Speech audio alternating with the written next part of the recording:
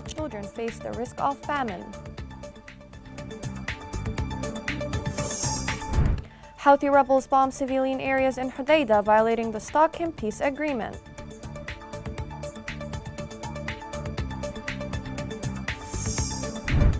Amid constant Houthi refusal to allow for maintained safer oil tanker, remains a real threat to safety of the Red Sea. Welcome to Yemen Today TV. This is the English News with me, Shazad Abdelbey. United Nations recent report shows that 400,000 children in Yemen are at risk of death out of malnutrition. United Nations Office for Humanitarian Affairs outlined that 2/3 of the country's population, equivalent to 20 million people, need humanitarian assistance, and 5 other millions of the population are food insecure. Houthi militia shelled populated areas in Mandar and Hodeidah, destroying a number of houses. Also in Hodeidah, the joint forces fired on Houthi militia reinforcements in Hais and Tuhaita, inflicting losses in lives and equipment on them. In Taz, joint forces engaged in clashes with the rebels stationed in Al-Barah and Wadi Hazran fronts.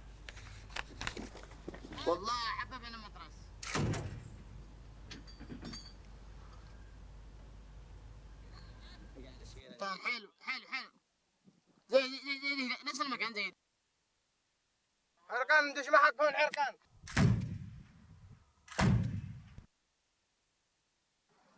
تحية الجمهور اليمنية. Turning to Ma'rib, a child was reported to have been killed in an explosion of devices led behind by Houthis in Abdiya, south of the city. Local sources added 3 others were injured in that explosion. Worth mentioning, Al-Abdiya has been under Houthi siege for more than a month. Government forces defeated Houthi advancements on the south of Ma'rib. Military media reported that rebels were inflicted with losses in lives and equipment during those clashes. In addition, the artillery of the government forces targeted movements of the militia in different locations on Sirwah front. The military escalation of the Houthi militia in districts of Rahaba, Al-Juba, Harib, south of Ma'rib, and west of Shabwa caused a mass displacement of the population. More on the story is within this report. The Houthi escalation in Ma'rib has added to the troubles of the civilians. In Al-Juba, the citizens find themselves amid the sizzling of bullets and the sounds of terrifying explosions inside their neighborhoods, after peace and tranquility prevailed in their villages. The village of Al-Najah, Al-Qahir, and many of the villages of Al-Juba witnessed continuous displacement as a result of the proximity of the battles to them, and the Houthi militia targeting them randomly and directly, which led to the injury of some civilians, the destruction of their homes, and the destruction of their property. There's a lot of displacement, explosions and missiles. There was a sudden displacement of many people from the city and its surroundings. The situation is really dire. A harsh chapter of suffering occurred to the majority of families who were displaced by the war and threw them into the unknown, to suffer harsh conditions with no ceilings to shelter them or a bed to rest on. All their memories dissipated at the same moment they left their village to form new stories of tragedies and chapters of suffering. The neighborhoods are empty, with closed doors and walls, emitting nothing but a terrifying silence and rubble of ruins. We were displaced from Nasir and our house was hit by air raids, and we were displaced from Nasir to Najah. We asked the concerned organizations to provide us with food.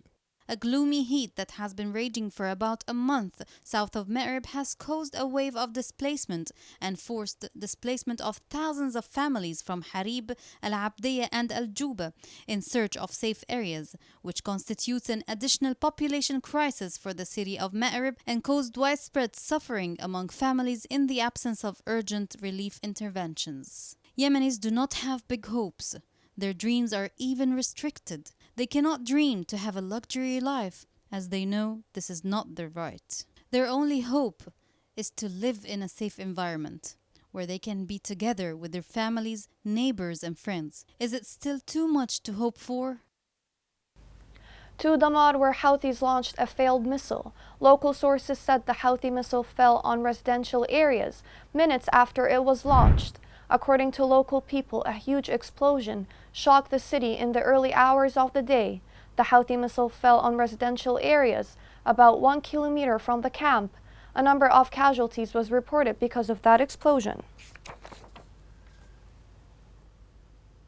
On a different note, Houthis stormed the homes of faculty members at Sana'a University and expelled families of a number of academic staff. According to local media, the militia forcibly expelled families of deceased and retired academics and seized their apartments. Safer tanker is still posing a looming disaster for Yemen and the entire region. The rebels have ignored all local, regional, and international calls to allow for maintenance of the aging tanker. More on the story is within this report. Safer is an oil tanker that has been moored off the western coast of Yemen near to Hodeida port for nearly 3 decades. The tanker is full of oil, with fear that this charge could spill any time in the Red Sea vulnerable water and therefore will represent the worst environmental crisis ever. This, however, is faced with total silence from the entire world to prevent the foreseeable catastrophe. Despite being a good wealth for the people of Yemen, it's indeed a looming hell. The floating vessel owned by Yemen's national oil company was used prior to the escalation of the conflict in 2015 to store and export oil from fields around Ma'rib. Safer hellish treasure, unfortunately, spells a disastrous future with nearly 1.1 million barrels of oil inside. The aging tanker, according to the United Nations, has not undergone regular maintenance since 7 years. Left unchecked, the tanker awaits the risk of leaking, exploding, or catching fire. A spill from the ship would have catastrophic environmental and humanitarian consequences. The ecosystem in the Red Sea will be impacted severely, and this will affect the livelihoods of almost 30 million people in the region. In case that a fire erupts in the tanker, more than 8 million people could be exposed to harmful pollutants. The worst-case scenario would lead to the closure of the seaport of Hodeida, which means a soaring of prices and a life-threatening cut of basic humanitarian aids to millions in Yemen. Safer will impact the whole region in Bab el-Mandab and will affect a vital world navigation route, vulnerable ecosystems, and people's livelihoods, especially in Yemen. Not only Yemen, but also the whole region of the African Horn that will be deeply affected if no action is done to hold the looming crisis of Safer.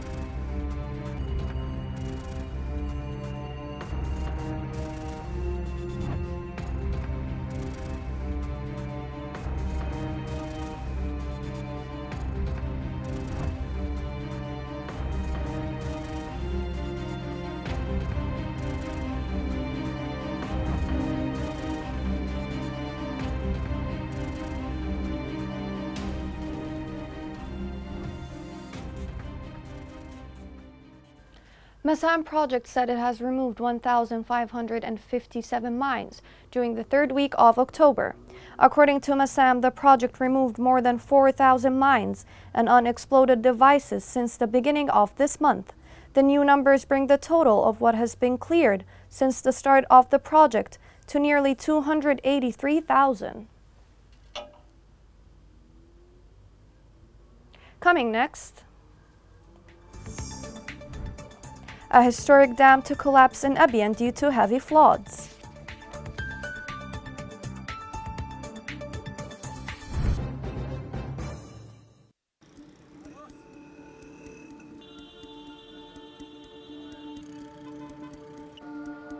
راتب الواحد 120,000 والكيس الدقيق ب18,000 والكيس السكر اليوم ب20,000، كم يعني بيعطي هذا الراتب كامل كيس سكر وكيس دقيق؟ المواطن اليمني يعيش في أزمة إنسانية وغذائية مؤلمة من غلاء الأسعار وفحشة الأسعار وغلاء الصرف والعملة الأجنبية في البلد. حالتي الحين حالة لما ندي احنا شرقية ما نقدرش ناكل الأكل داخل، ما احنا بحاجة صعبة.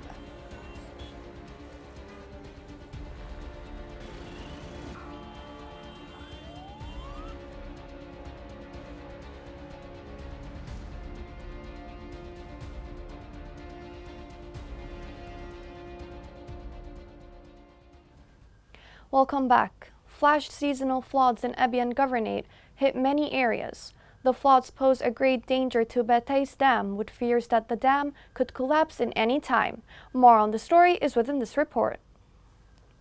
Batay is one of Abyan Governorate cities. It has always been famous for its scenic beauty and charming scenery, which made it one of the most fertile areas of Abyan Delta. Today, this beautiful and eye-catching nature is living in a state of fear and panic due to torrential rains that could harm this beauty. The lofty historic dam that dates back to 1982, and today it is at risk. I was one of the first to call to restore this establishment, which represents the facade of Abyan. This dam is located at the top of Abyan's delta basin, and it covers around 2,500 acres of agricultural lands.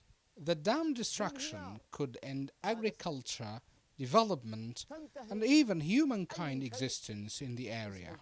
Since its opening, Batay's dam has been struggling to survive. However, that survival is getting limited day after day amid the governmental indifference. This led to erosion of walls and bases due to the high volume of torrential rains that the region witnesses during rainy seasons. Recently, the dam showed signs of cracks at the bottom and sides of the foundation. This is the result of lack of maintenance. Erosion of the foundation in the dam has already appeared.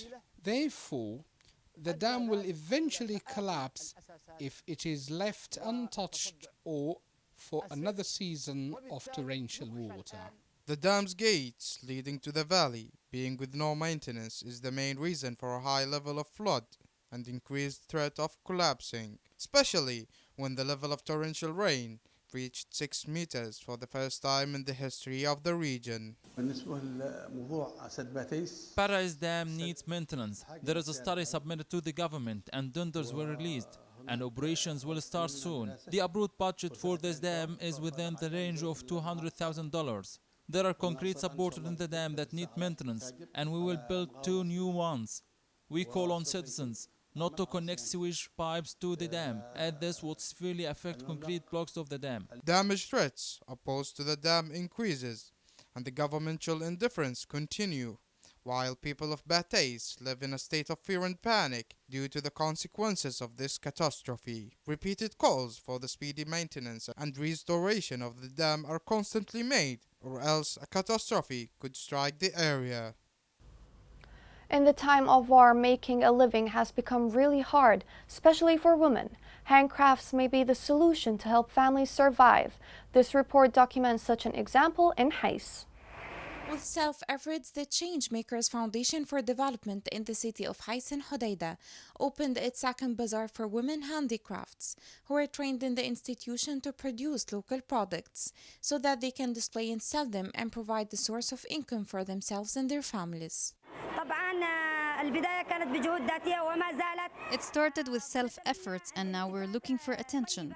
We ask associations, organizations and anyone who's interested in this beautiful kind of art and handicrafts to support such projects and do something useful for the community. We also demand the revival of the folklore. We must care more about it and about the whole civilization, as it represents the past and the present of Yemen, and transfer the beautiful picture of our beloved country. Initiatives need to support the handmade products, the craft and local industries. From here, we appeal to organizations, local authorities and the governor to support these initiatives that provide a simple impression about Hais, despite all the hardships and the circumstances that the governorate suffer from due to Houthi explosives and violations. People of Hais insist and withstand to face all challenges and show all their creativity and distinction. The bazaar included many products and clothes that were made with knitting and embroidery, as well as types of accessories, cosmetics, and perfumes, including a section for the products of some decorative pots that were made using plaster. It also displayed a group of clay pots that reflect the authenticity and history of Yemeni civilization. We thank the Changemakers Foundation for supporting and encouraging us for our creativity. They first encouraged the production of handicrafts and second, the women who created and produced them. The opening of the bazaar aims to alleviate the suffering of women and girls by displaying their products and creations in order to improve their living situation. As a result of the difficult conditions and the absurd war the Yemen has been witnessing for more than 7 years now, and has cast a shadow over the reality and lives of Yemenis. Traders of Al Mahweed Governorate closed their shops completely in preparation for a total strike. The closure came in response to Houthi threats to remove some shop owners after they refused to pay royalties.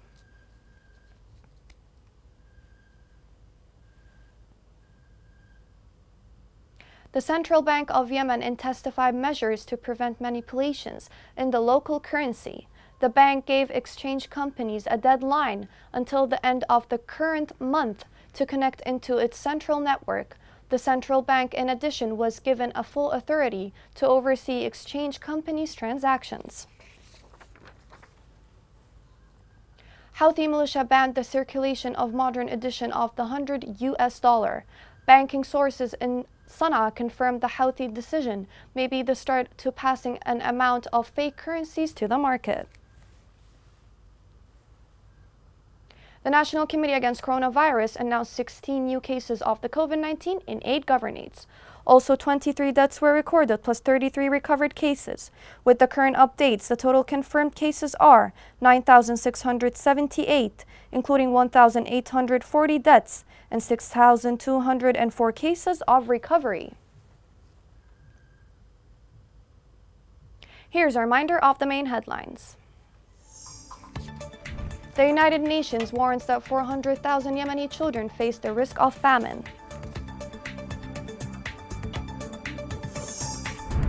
Houthi rebels bomb civilian areas in Hodeidah, violating the Stockholm Peace Agreement.